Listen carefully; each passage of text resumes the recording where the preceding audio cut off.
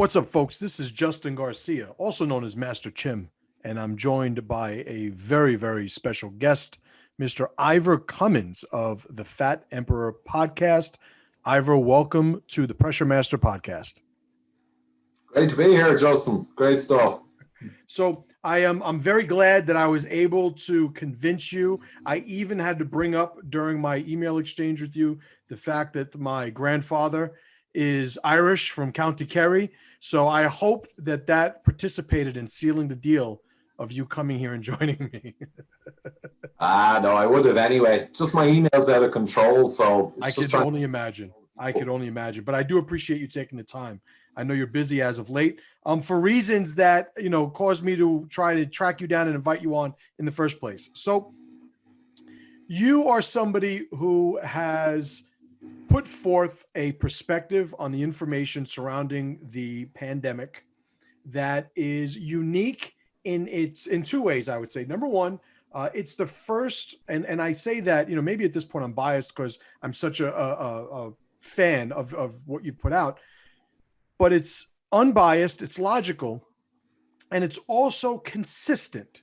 So there were times early on that, you were, maybe the mask is going to work. Maybe this is something we should do, but it's evolved because at one point in this, we were modeling and making predictions. We're now at the point where we have data to actually process and develop a relationship with. So it's a different perspective.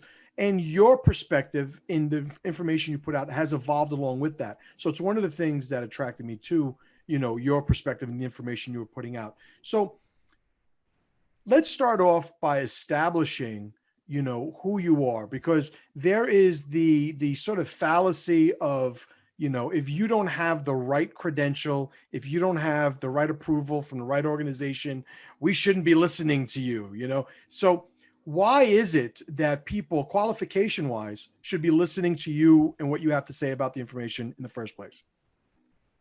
Right, yeah, it's a fair kind of question, but it is heavily flawed. And the problem is, so I have doctors, professors all over the world and epidemiologists, virologists in my network, and I've interviewed some of the top people in the world in immunology and in mathematical modeling and all that stuff. So that's just one thing. I have access to all of the top experts in all the fields, and we all agree together, not because of groupthink, because we've argued and wrangled on the data.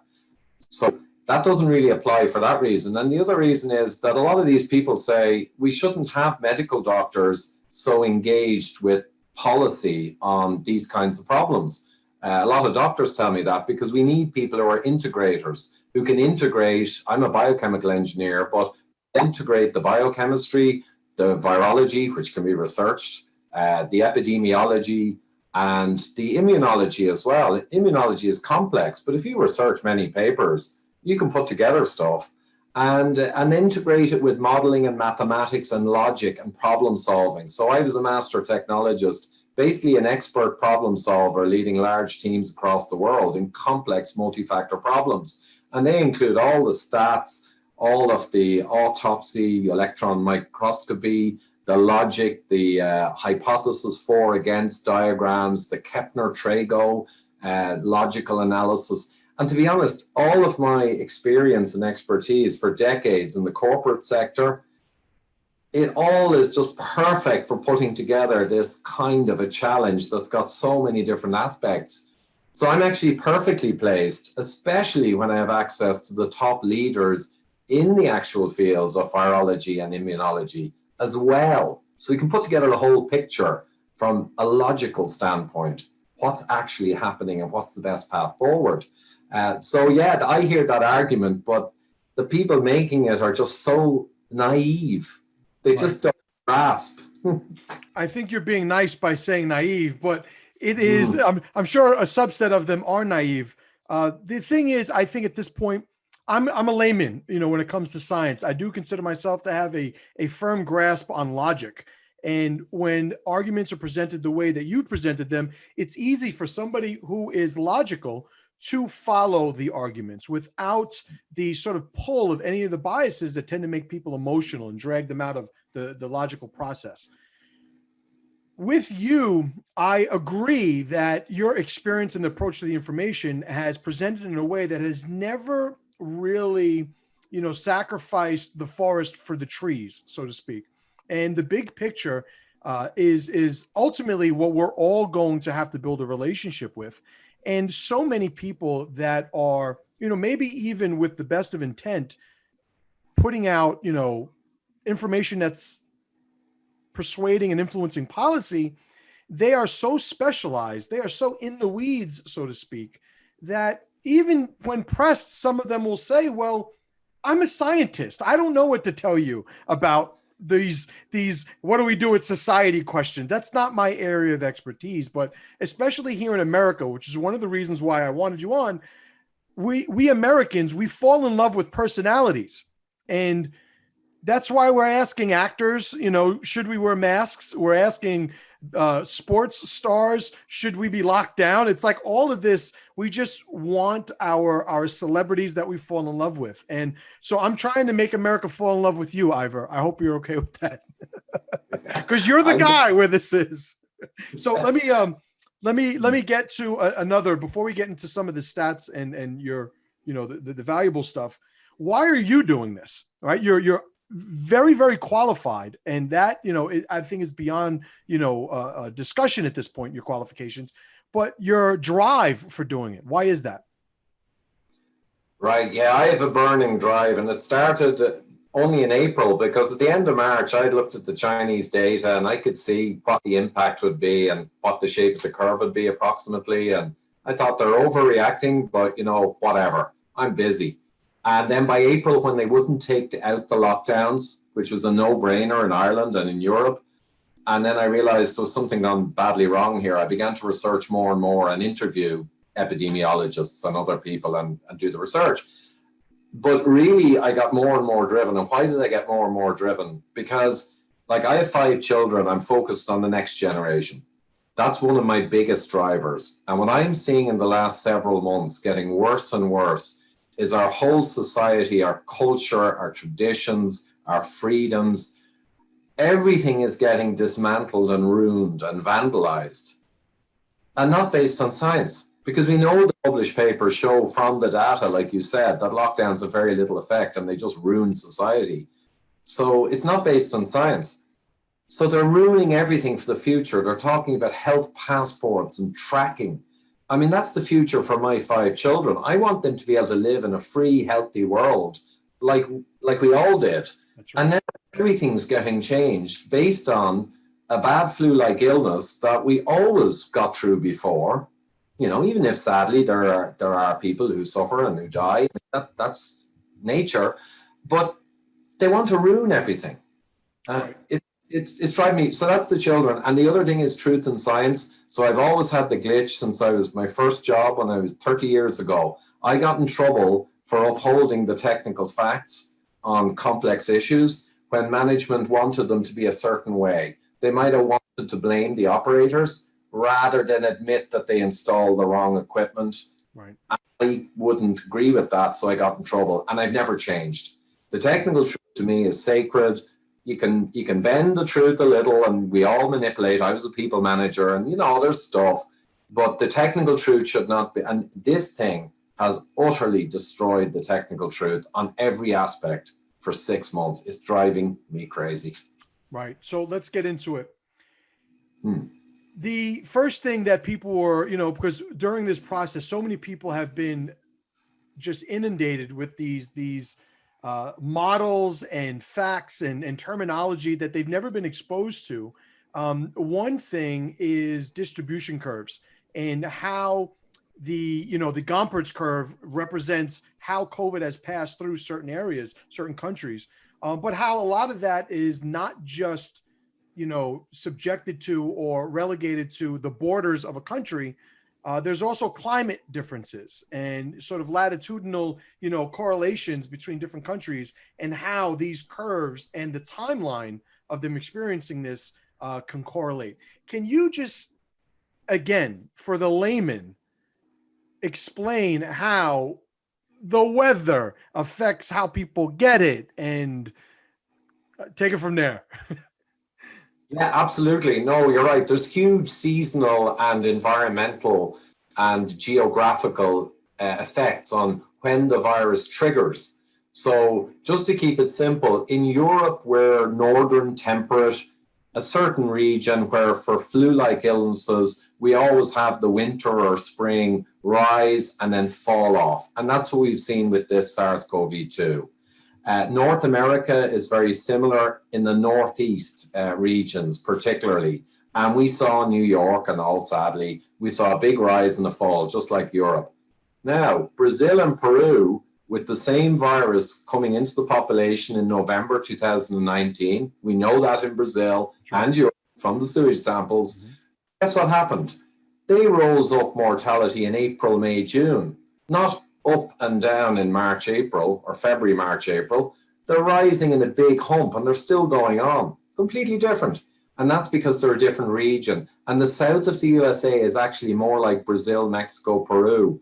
So it went along and it rose in the last few months. Very different than New York. There are various reasons for it, but simply put, the ultraviolet flux from the sun and its effect on our immune system and vitamin D and nitric oxide is one. Humidity, especially indoors humidity when it's cold outside, can dry out your mucous membranes and leave you more open to the virus coming in. And temperature affects the triggering of the virus. So there's multiple things, but when you put them all together in a complicated way, you see the different patterns around the world. So it's not simple, but the key big patterns are clear, like I described.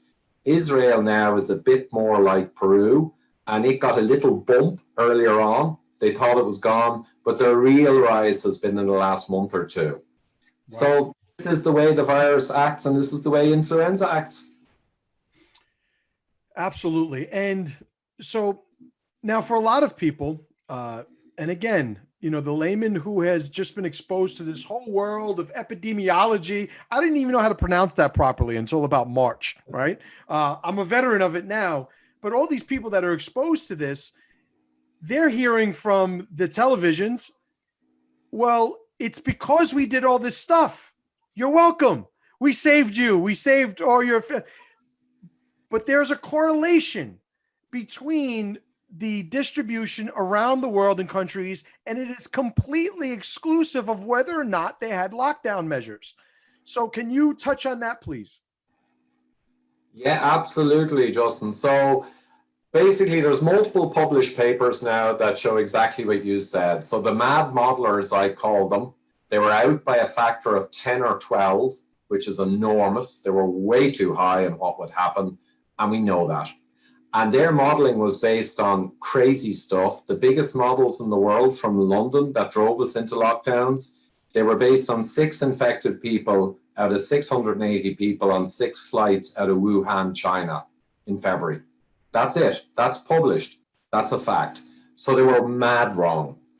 And the data is all there now from the last 6 months, and it's been published on by Woods Hole in the US, by German professors in Germany, by Israeli professors in Israel, and by UK universities. They all say the same thing. The lockdown doesn't link to the outcomes anywhere in Europe or even in America. It basically, the lockdown does next to nothing because it always comes in too late when the virus is already in the population, then it triggers. So Peru is a great example, and Brazil. Brazil had no lockdown. Famously, the president was getting an awful lot of heat, like Sweden. And Peru had a military lockdown with mandatory masks, and that was in March or April. They both rose up together in April, June, July, right? April, May, June, July. And Peru is worse in deaths per million, right, than Brazil. So I give you 20 of those examples. The lockdown never correlates or links to what happens in your country. It does something. It might push out the curve a bit. It might be something you do in an emergency when your hospitals are going to be overwhelmed. You might do it in desperation, maybe. But doing it now, after the epidemic has passed in most places, it's last year's epidemic, and doing lockdowns now coming into the winter when respiratory does rise, but no different than prior years now, it's anti-science, I reckon. Right. It's illogical, you know, at its base. Um, so one of the things that here in America, so many people have done is they've attached a certain sort of morality to, we have to do something, and we're going to do this because it's something to do. And I think that has sort of transcended political lines, which I don't know if you know over from Ireland. Here, we're pretty much for one guy or the other guy, right? Right. And that's the way it works here. But this seems to have transcended that because, and this is my perspective, people think, well, I'm wearing a mask because I'm saving your grandmother. So like as if I am sacrificing, myself for other people. And there's this benevolent morality thing that's going on. But when it comes to mask data, what do you have to share with us? Well, yeah, this is a hot topic, and you're right. In the US and lots of places, it's kind of gone crazy. And I think part of it is we've developed a safest society over the last 20 years, where everything has been no one left behind, no one can die, everything's safety. And now the people were ripe for this kind of problem happening, and fear of contagion. People have a deep fear of contagion. So I think all the bad actors in this whole thing and the media driving hysteria, they've just got a population now that was ripe to kind of go psychotic. So that's what happened. But the mask science, I'm very simple and clear on. I've looked up the mask science of the last 30, 40 years, and the answer is there's no 100% answer in science, but you look at the preponderance. All the studies, all the trials, all the examinations always came up pretty much the same answer. For influenzas, tiny viruses, masks don't really do anything, whether you wear them to protect yourself or to stop. The viruses end up pervading the atmosphere. They go everywhere. That's 40 years of published science.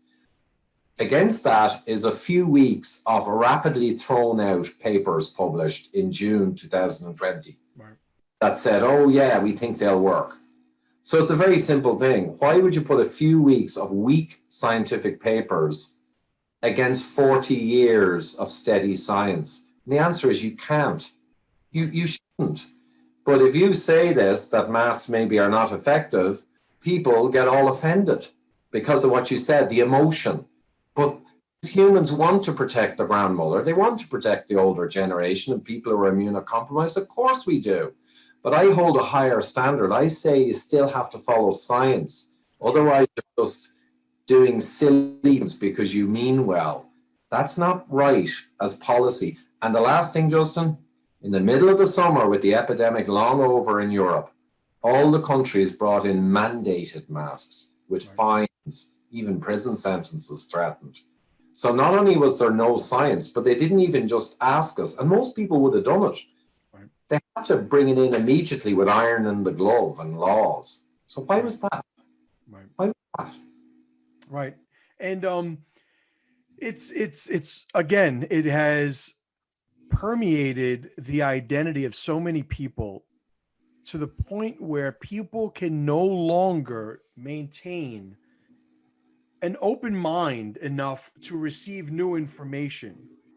They had positions, before this whole thing started. They have been brought to a fervor to where they can no longer even continue the process of building a relationship with what this is.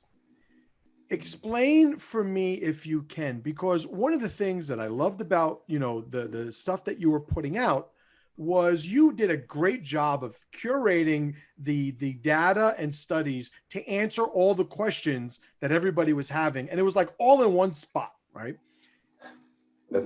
When you look at, and I'm going to use Sweden as an example, the big thing that people were saying, about Sweden was, but look at their death rates compared to their neighboring countries. They're obviously getting it wrong, of which you responded with the model of, please get into that.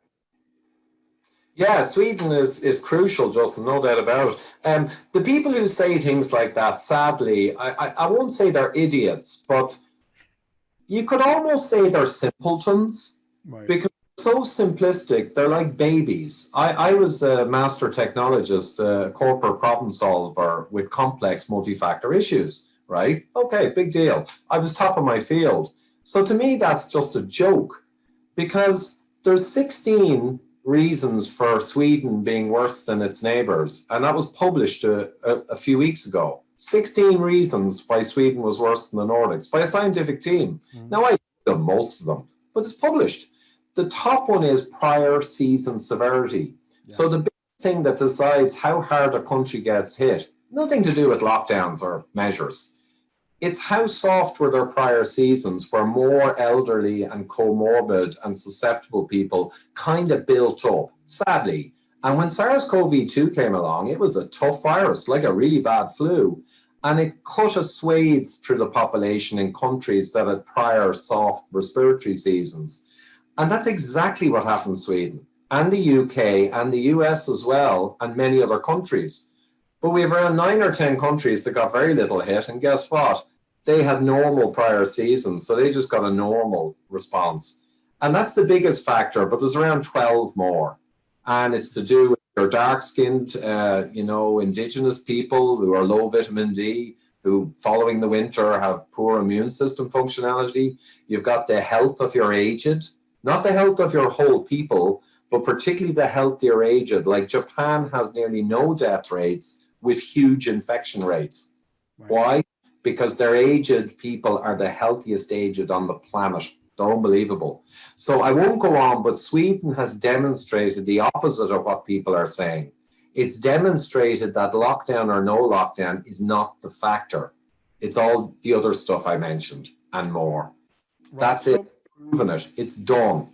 They have won. Would you say, okay, because I want to, so that point, that last point with, the severity of the previous season, I want to drive that home for people, because for me and the people that I've dealt with, that seems to be at the core, the root core of why their paranoia has driven them to be dysfunctional. So I'm going to create just a model, an example, a metaphor, if you will, an analogy to represent that.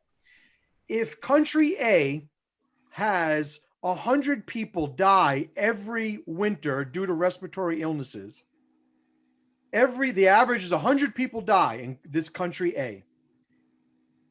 This year, only 80 died. Therefore, after the season, when COVID came, the other 20 died and maybe a couple more. Is that a fair representation? Yeah, that illustrates it. Some countries it's more like 100 though, and 50. It's even bigger. Like Sweden had nearly half the mortality expected, so they had a big chunk. But yeah. Right. So in that example, only 50 would have died last season. So 50, we've heard the term, the dry tinder, I think was the term being thrown out. Another thing, and listeners, I want you to pay attention to how many times Ivor says sadly whenever he mentions mortality. Understand it's because he doesn't want to hurt your feelings, but when I guarantee you, when Ivor is with his friends, his colleagues, and they're discussing this, they're not saying sadly every other sentence, because they don't have to, because they understand what's being discussed here. So obviously when people die, it is as tragic. This is my version of sadly, it's as tragic as you can imagine, but that is not what we are discussing. So moving on. Right now, what a phrase that I heard from you, and I don't know if it's yours, but you had this idea of a safe spread time. This is the time where safe spreading could occur. Can you explain what you mean by that? Yeah, well, when there's a new virus, it's going to have a sharp rise, like we said, in mortality and impacts. Not sadly, I won't say that again, but it will. It's nature. It's nature. Right? And then it'll start coming down because people are getting more immune and the susceptible have passed away and the season's shifting where immune systems rise. So all of those things make the impact fall away. And that's why epidemics end. And that's why this one ended. But evolutionarily, what happened then is we all just mixed normally after the epidemic was over. And there'd be even more circulation of the virus, but relatively safely, because we're not getting impacted anymore. If you want to be really careful, you can still isolate the particularly vulnerable. But you're in a safe spread period where you can let the virus go around, let immune systems react to it, and then the people will be more protected against giving the elderly next winter when the virus kind of rises. We'll protect granny and grandma next winter by allowing a safe spread in the summer. That would make evolutionary sense. But what they did this time is when the epidemic ended, they began to put in masks and tried to suppress it when there was no epidemic and there was no problem. So if anything, they stopped things happening that would make things better next winter. That kind of drove me crazy. Right. Why would somebody, and I'm not going to claim to know the answer to this, but I'm curious and I think it's valuable. Why would somebody not experience complications being exposed to this virus in the summer, but would or may experience complications, that same individual, in the winter? Right. Well, there's the virus is less active based on temperature and ultraviolet flux and humidity and various factors. And also the immune systems in the summer, when you get UV and your vitamin D level rises and nitric oxide, your body makes a lot of stuff from the sun. You're more robust, so you're more likely to have just a very mild infection. So there's all these things as you come into the non-flu season in Europe that all go together to make things much safer and much less impact. So that's the time when you got to let things back to normal. Like we should have gone back to complete normal in May when the impacts were over, and nothing bad would have happened. But we would have had a natural movement of the virus without much impact. And things change. And when the winter is coming in now, we're seeing a rise in intensive care and we're seeing a rise in people with SARS-CoV-2 who are passing. But we're seeing more a normal winter rise in respiratory because you only get one big hit with a new virus. You know, one big hit. It goes straight up in mortality and impact and then down the gumpers. Right. You can't get a second one. Right. Because the susceptible have passed, and because you've got loads more immunity, you can never get that fast one. So what we're getting is a slow rise of people with positive PCR, and we're going to go up to December in Europe. It'll increase. But I bet there'll be no excess mortality from respiratory or in general than 2018 or any other year. But they're all acting like we're going to get the same again if we don't lock everyone down. They're locking people down. So let's get into that, because this is the segue on my list here of things remember to tell or ask Ivor is the PCR test. So right now you have the case-demic. There are so many different cases, but we're not worried about getting cases. We're worried about the complications, the ICUs, hospitalizations, the deaths, obviously. They're more reliable statistics. What is it about the PCR test? Because I want to deep dive just for a moment on the PCR test and why it is such a fallible metric to build policy on, for everybody who's following this. Yeah, it's an absolute disaster. Any crisis manager worth 2 pence or 2 cents would never use the PCR test rate positive.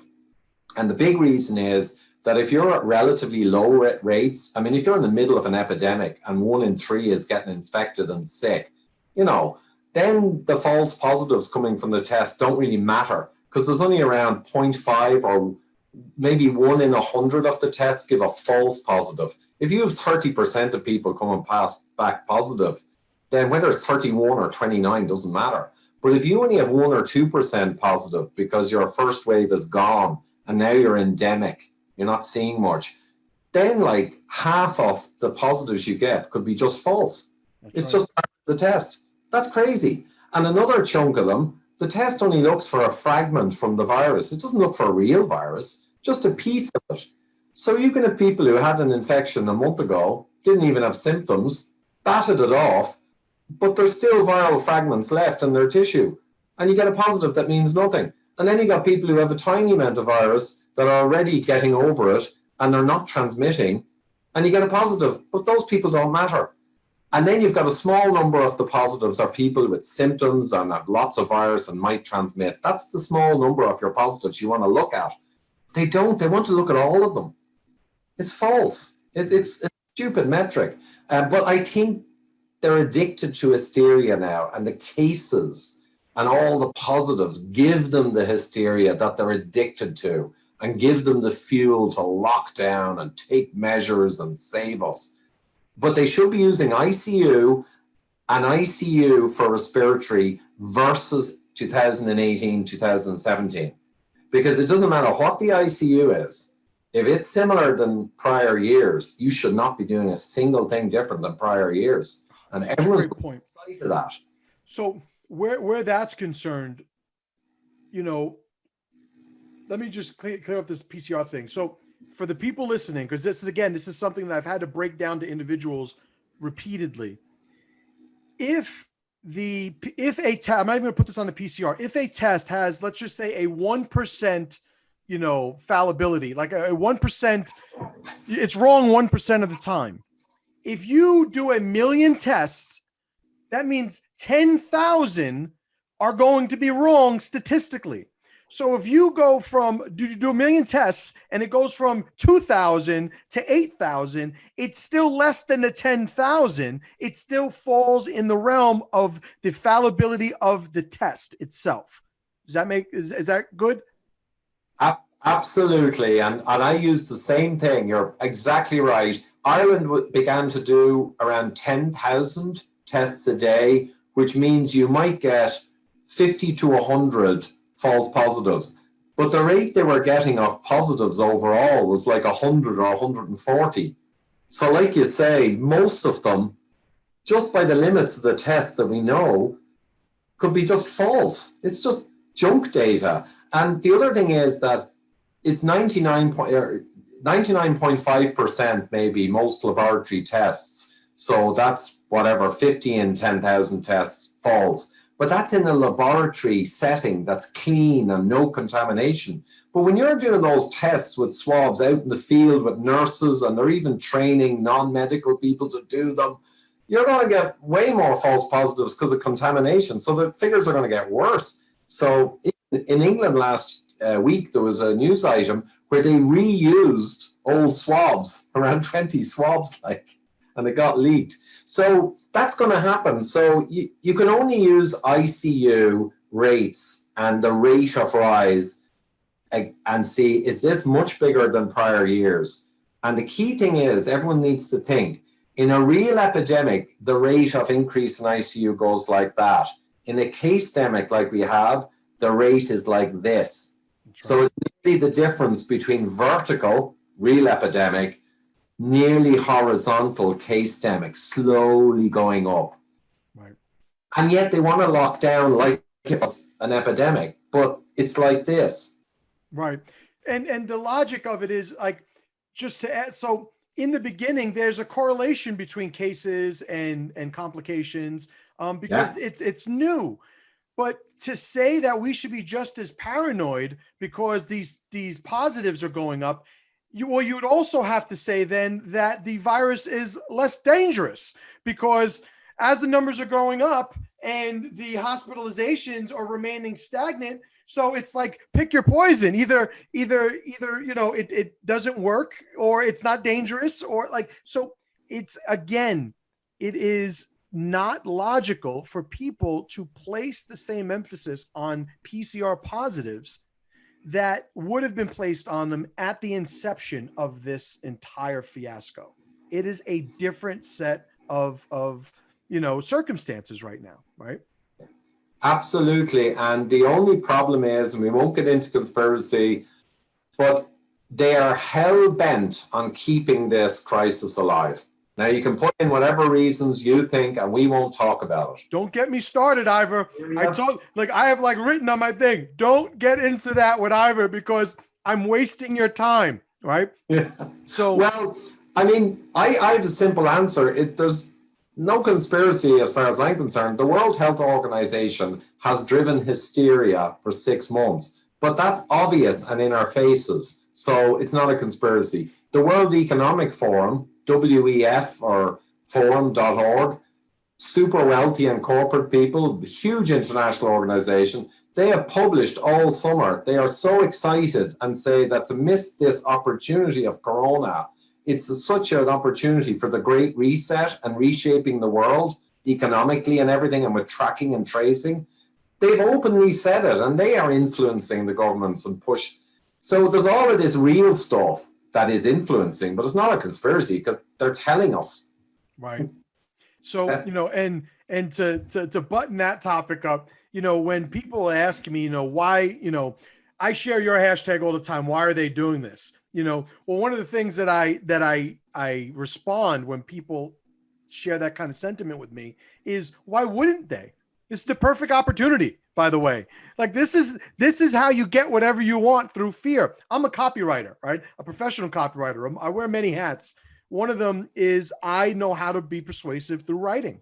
My biggest strategy, my biggest tool is using fear to create emotion, to leverage, to drive into action when I'm convincing somebody to do whatever it is I'm trying to convince them to do. Like, I understand the way that this works. One of the points you made when we're talking about the PCR tests is that, you know, we have to compare it to previous years. And I think that is representative of another position that I've shared, that I've seen you populate with data, is at the end of this, if we say, okay, listen, 1,000 people are dying from COVID, so we have to do these measures, right? Let's say we're doing 10 units of lockdown because 1,000 people got COVID.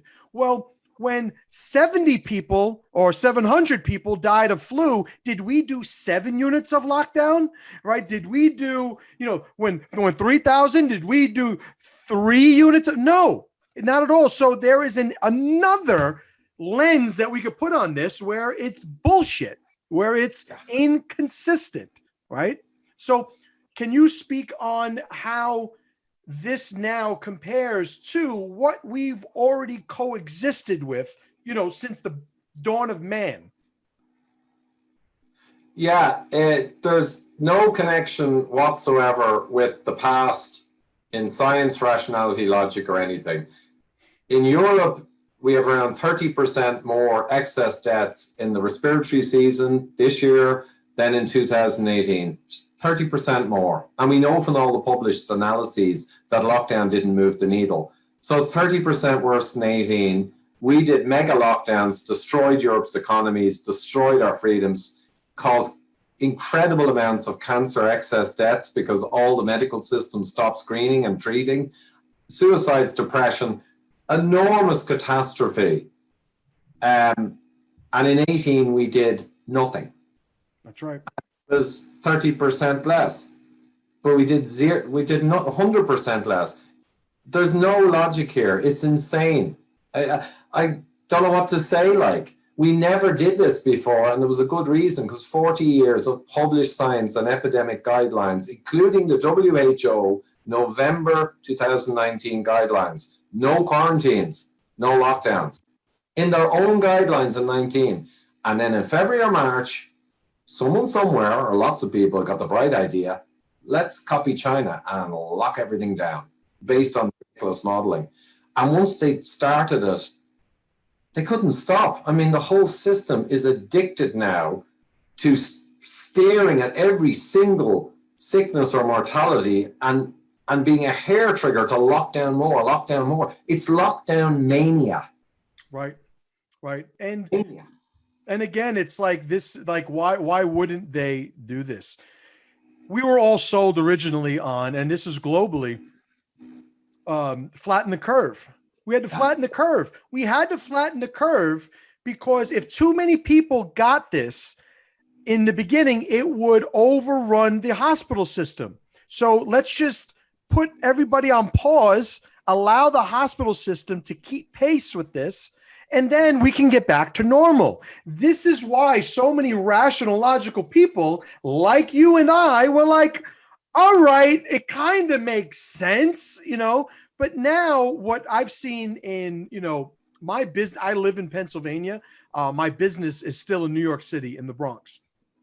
And I got to see firsthand the numbers going down and the regulations and restrictions going up. There was no correlation, an inverse one, I guess, you know? So it has to be a different reason. So we only have a few minutes left. The last The last thing I want you to touch on, if you can, is the person listening to this. All these things aside that we've discussed to this point, what can the average individual? Because I don't know, I would call you the stat emperor, but you're known as the fat emperor. There's a lot of other stuff you do, making people healthy before this whole thing started. And I would suggest people go to Ivor Cummins on YouTube and look at those videos. But for somebody who's looking to put themselves in the healthiest position possible, dealing with this, moving forward, what would you suggest for the average individual? Yeah, that's a great one. And I was talking about that back in April. I interviewed Dr. Ron Rosedale, who's brilliant on all of these questions. And then lockdown took over for the reasons we said. It's ruining the planet. So I left behind that. But very simply, the big thing for being susceptible to any virus, and SARS-CoV-2 is the same as any infection in many ways, is to have obviously a very responsive, powerful immune system. That's what you want. And the worst thing for that, to not have that, is to be insulin resistant or leptin resistant or type 2 diabetic physiology or hyperinsulinemia. They're all kind of the same thing. And you can fix that within days and weeks. People don't realize this. The biggest thing that undermines your immune system and your health and drives heart disease, many cancers, Alzheimer's, type 3 diabetes, is insulin resistance, the most common malady or the most common pathology in the world. 80%, I would guess, of Americans over 45 years old, 64% of them are pre-diabetic or diabetic officially. That means they're type 2 diabetic, insulin resistant. And I reckon 80% if you measure them carefully. So we've got this enormous problem, and you can essentially fix that problem within days and weeks. If you switch from processed food diet that everyone in America and everyone in England has, and you switch to meat, fish, eggs, and vegetables, and then get some minerals like magnesium and get UV from the sun, vitamin D, just do a bunch of healthy stuff, low carb, no processed food diet. A type 2 diabetic person, within days, their insulin and glucose will tank, their leptin will come down, their immune system will start regenerating. And within a few weeks, you're going to be a different person. You're going to see it. So I always say, if you had twins, Mike, Mark, identical genetic twins, they're both overweight with a belly, office workers, they're kind of pre-diabetic. And let's say magically at the start of March, Mike suddenly does what I said. Now, by the end of March, Mike is going to look completely different than Mark. And his insulin and his glucose and his leptin is going to be half. And if he's been taking minerals and vitamins that are crucial and selenium, his whole mineral vitamin status will have gone right up. And if you get Mike and Mark and you blast COVID-2, sneeze in both their faces 10 times, Mark's going to go down like a sack of shit, and Mike is probably going to work through it. Right. I can't prove that, but that's what the science says. Right. That's awesome. Ivor, you're awesome. I appreciate you. I appreciate the talk. I know this is clearly the best interview you've ever done. So you're welcome. Loved it, Justin. Great questions, great pickups. This is great. Look, I know I'm really busy, but we can circle back, in a week or two or a few weeks, see how this madness is going. I love it. I appreciate it. Ivor Cummins on YouTube. I'll talk to you soon. And again, thank you, my friend. Great stuff. Good luck, Justin. Bye.